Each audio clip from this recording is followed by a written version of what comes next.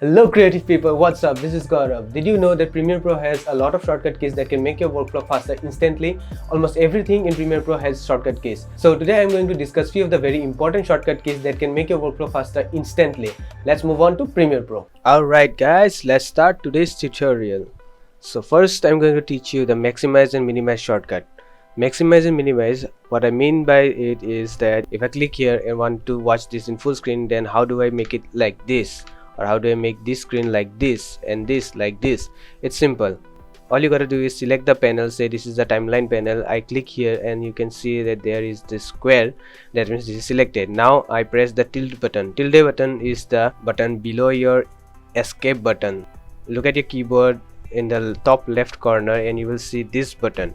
So when you select a panel like this and press this button, you can see it goes into full screen mode. Similarly, if I want to watch this, I will just select this and click tilde.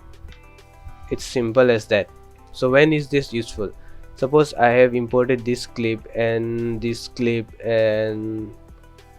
I have made a sequence out of it, and now if I want to play, you can see this is playing here and here. I want to see this in full screen. So all I need to do is click here.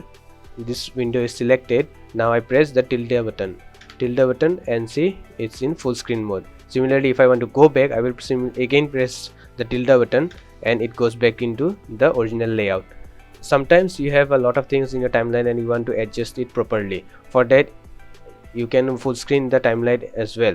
Just select the timeline and press the tilde button and see it goes into full screen mode. Again, if you want to go back to your previous layout, press the tilde button, it goes into your previous layout. Now zooming in and zooming out. So this is the timeline.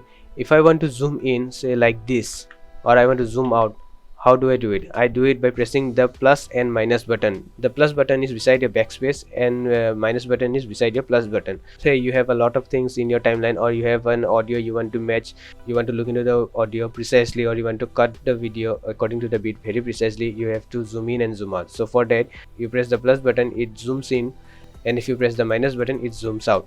So it's very simple. Say I have this clip and I bring it here. Now if I want to look into the waveform very clearly, I will press the zoom button and you can see I can see the waveform. It's very useful when you are syncing your audio and also when you are cutting your video according to beats. Okay, let's move on to next shortcut. Next shortcut is one of the very important and it's called the in point and out point. These are marker shortcuts and these are very important. In every edit you really need this. So how do you use the in point and out point? Say this is the clip I have already imported.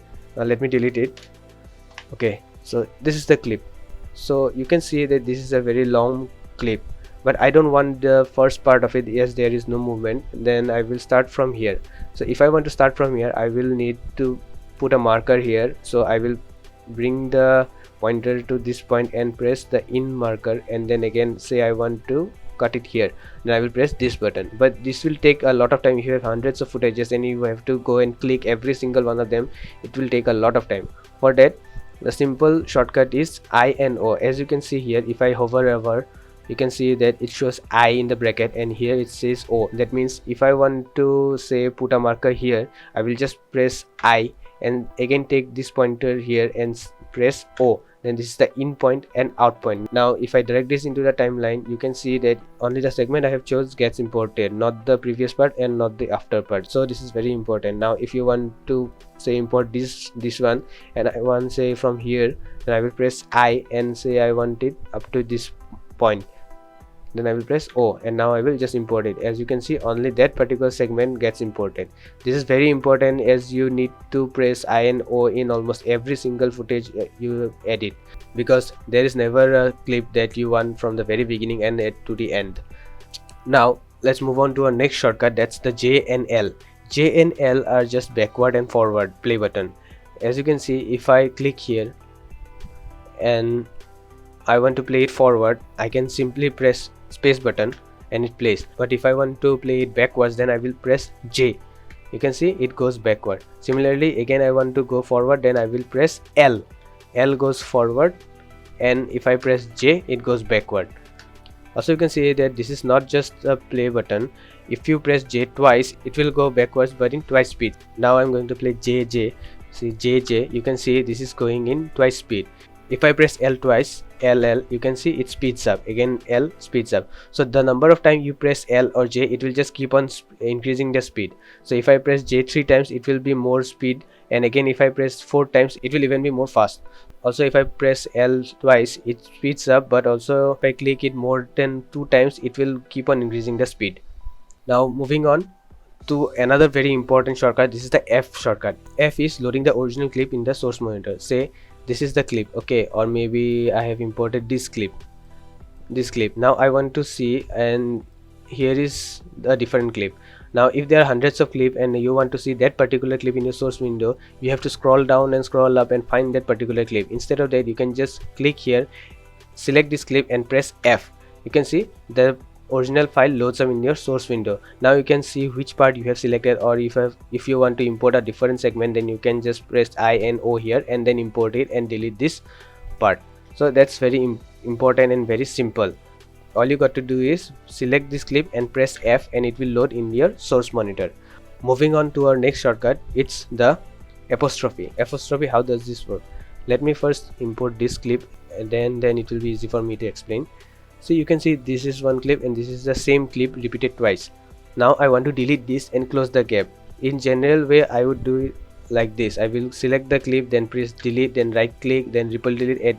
This is how it's done in general way. But if you want to do it in a faster way, all you got to do is select this clip, press X. X will select this entire segment of your timeline, and then just press apostrophe. It will not only delete the clip, also delete the gap between them. So now you do not need to delete and go for triple delete and then close the gap.